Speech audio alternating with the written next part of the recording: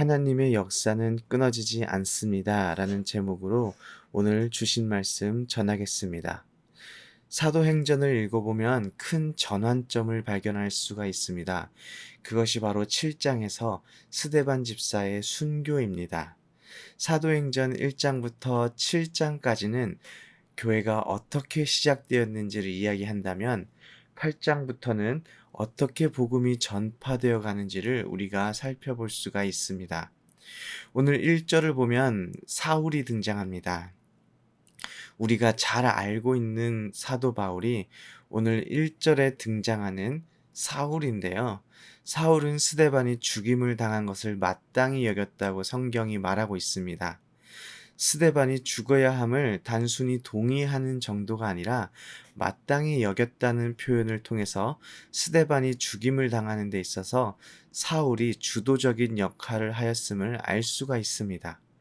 그리고 유대인들이 기독교인들을 박해하기 시작하는데 3절에 사울이 등장해서 교회를 잔멸하였다고 성경이 말을 하고 있습니다. 잔멸이라는 단어는 우리가 평상시에 잘 사용하지도 듣지도 않는 단어인데요. 이 단어는 짓밟아서 으깨어 부셔버리다라는 의미를 가지고 있습니다. 교회를 파괴하는데 아주 철저하게 다시는 일어서지 못하도록 파괴해버리는 것이지요. 심지어 사울은 집에 들어가서 직접 남녀를 끌어다가 옥에 넘기는 그런 적극성까지 보여줍니다. 이렇게 박해가 심해지니까 예루살렘 교회에 있는 사람들이 견딜 수가 없게 됩니다. 그래서 1절 후반절에 사도 외에는 다 유대와 사마리아 모든 땅으로 흩어지니라 라고 기록되어 있습니다. 사실 여기까지 본다면 비극이지요. 스데반 집사가 돌에 맞아 죽게 된 사건도 충격이고 아주 큰 상실인데 함께 모여있던 공동체가 파괴되고 함께 예배드리던 형제 자매들이 잡혀가는 것을 보는 것은 정말로 큰 아픔과 절망입니다. 만약 우리 오렌지 한인교회에 사람들이 막 찾아와서 함께 예배를 드리던 집사님, 권사님들, 장로님들을 막 잡아간다면 저는 정말 큰 절망감을 느낄 것 같습니다. 그런데 사절을 보면 흩어진 사람들이 두루다니며 복음의 말씀을 전할세라고 성경이 증언하고 있습니다. 여러분, 이 흩어진 사람들이 누구입니까? 흩어진 사람들이 누구길래 이런 절망적인 상황 속에서도 그들이 흩어진 곳에서 복음을 전하고 있습니까? 이미 우리가 살펴보았는데요. 1절을 다시 보면 사도 외에는 다 흩어졌습니다.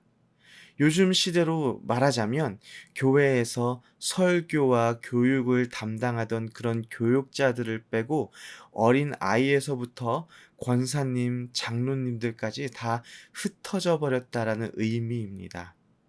다시 말해 평신도들을 통해서 복음이 전하여진 것입니다.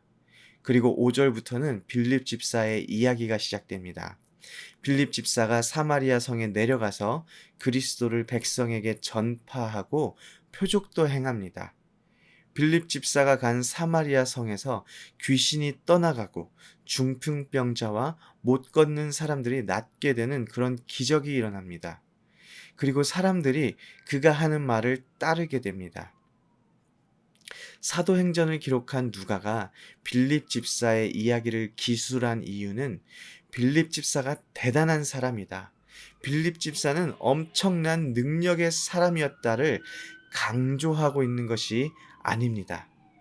오히려 누가가 사도행전을 쓰면서 강조하고 있는 것은 정통 유대인도 아닌 헬라파 유대인인 빌립도, 사도가 아닌 집사인 빌립도 복음을 전하고 기적을 행했음을 강조하고 있는 것입니다. 그렇다면 빌립 집사도 했다면 오렌지 한인교회 성도님들 역시 이러한 삶을 살아갈 수가 있습니다.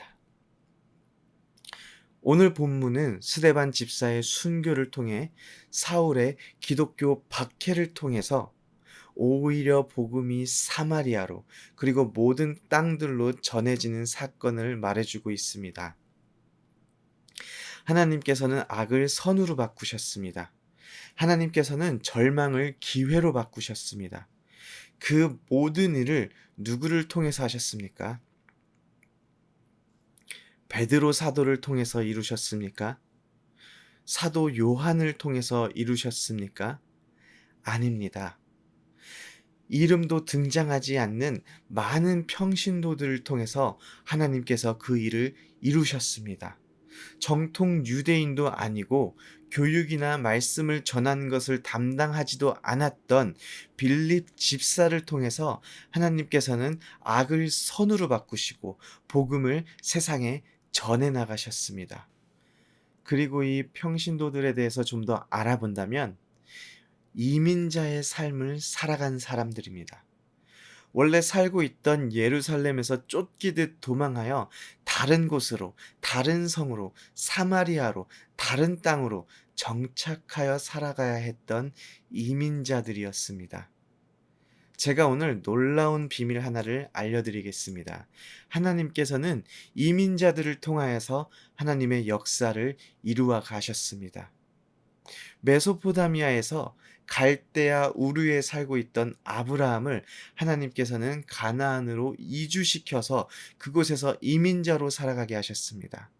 그리고 요셉을 이집트로 옮기셔서 그곳에서 이민자로 살아가게 하시며 하나님은 하나님의 계획을 요셉의 삶을 통하여 이어가셨습니다. 모세는 어떠한가요? 모세 또한 이민자의 삶을 살았습니다. 이집트에서 태어나서 40살에 광야로 도망가서 그곳에서 40년 동안이나 이민자의 삶을 살아가게 하셨습니다. 그리고 나서 이민자인 모세를 통해서 이스라엘 백성들을 애굽에서 구원해 내십니다. 그리고 성경에는 가장 위대한 이민자가 등장하는데 누군지 알고 계십니까? 바로 예수 그리스도이십니다. 하나님 우편에 계셨던 예수님이 하늘의 영광을 다 버리고 이 땅에 이민 오셨습니다. 그리고 이 땅에서 이민자로 살아가시면서 모든 세상을, 모든 인류를 구원하는 놀라운 은혜를 우리에게 부어주셨습니다. 우리에게는 사명이 있습니다. 우리는 이곳 미국 땅에서 이민자의 삶을 살아가고 있습니다. 우리가 원했든 원하지 않았든 하나님은 우리를 이민자, 디아스포라로 이 땅에 심어주셨습니다. 저도 사실 처음 미국에 왔을 때에는 4년에서 5년 정도 그 정도만 공부하고 한국에 다시 돌아갈 줄 알았습니다. 하지만 하나님께서는 저를 이곳에 심으셨습니다. 하나님께서 저를 향한 계획이 있기 때문입니다. 하나님께서 오렌지 한인교회를 이곳 미국에 심으셨습니다. 그리고 미국 땅에서 한인교회로, 이민자들의 교회로 이 오렌지 한인교회를 세우셨습니다. 이것은 우연이 아닙니다. 하나님의 계획하심입니다. 오늘 본문에서 각지로 흩어진 성도들이 하나님께서 복음을 전하라고 우리를 흩으시는구나 생각하며 흩어졌을까요? 저는 아니라고 생각합니다. 흩어진 상황 속에서 예루살렘에서 하던 것처럼 여전히 동일한 모습으로 하나님을 섬기고 예배하고 하나님을 사랑하며 주신 하루를 충실하게 살아냈을 때 하나님께서 그들의 삶을 통하여서 하나님의 복음을 전하게 했다고 생각합니다. 하나님께서 보내주신 이곳에서 하나님을 최고로 섬기고 최고로 예배하며 하나님을 온 마음을 다해서 사랑하며 살아갈 때 하나님은 하나님의 계획을 우리들의 삶을 통하여 이루어 가실 것입니다. 오늘 본문은 그 성에 큰 기쁨이 있더라 라고 마무리하고 있습니다. 그 성은 사마리아 성이죠. 이 성에서 더러운 귀신들이 나가고 많은 사람들이 나음을 입었습니다. 그런데 사마리아 성의 큰 기쁨은 귀신들이 나가고 병이 나음을 입었기 때문만은 아닙니다. 사마리아 성은 비운의 성, 슬픈 성, 저주받은 땅이었습니다.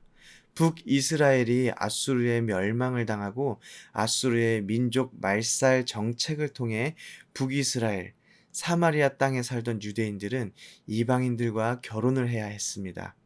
순수한 유대인 혈통을 잃어버리게 된 것입니다. 그리고 시간이 흘러 바벨론 포로 생활에서 돌아온 남유다 사람들이 성전을 재건할 때 사마리아 사람들은 성전 건축에 함께하고 싶었지만 참여하지 못하였습니다. 왜냐하면 유대의 혈통을 잃어버렸기 때문이지요. 그 후로도 계속해서 유대인들로부터 멸시를 받으며 살아야 했습니다. 그랬던 그 성에 복음이 전파되었습니다. 그 복음으로 인하여서 슬픔의 땅에 큰 기쁨이 있게 된 것입니다. 바로 하나님께서 예루살렘에서 흩어져 도망온 평신도 빌립 집사를 사용하였기 때문입니다. 말씀을 마치겠습니다. 하나님께서 오렌지 한인교회 성도님들의 삶을 사용하심으로 오렌지 카운티에 그리고 LA 땅에 큰 기쁨이 있기를 기대해 봅니다.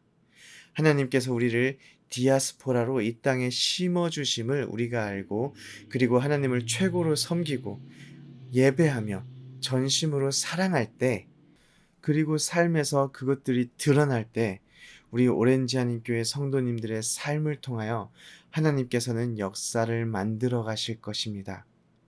이민자들의 삶을 사용하셨던 하나님, 이민자들의 삶을 통하여 역사를 이루셨던 하나님께서 우리 오렌지 한인교회 성도님들의 삶을 통하여서 하나님의 역사를 이루어 가시기를 이 시간 소망합니다.